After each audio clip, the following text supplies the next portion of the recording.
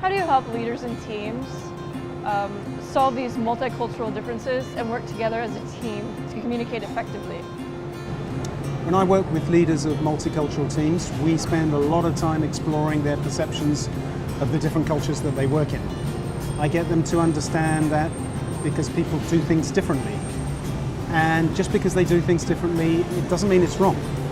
And this type of exercise often is a huge eye-opener. And if it's done with their real team, it can be extremely powerful to build mutual understanding.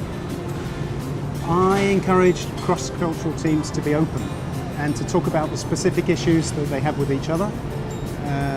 Sometimes these issues can be quite simple to address, like the alignment or common understanding of objectives. But other times they're much more complex, and it needs the leader to adapt the way that he works with his team and to take these different dimensions into account.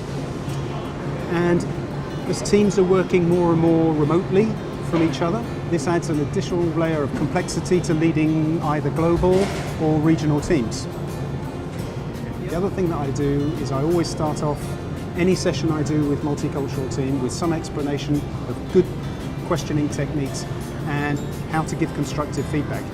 I find that while the issues will never go away completely, there's a new level of understanding about culture that emerges when teams learn to do this effectively. The cultural differences and the diversity in a team actually becomes a real strength when they do this well, rather than a handicap. The other thing that we work on is understanding that things are never quite how they appear to be when you work in a multicultural environment.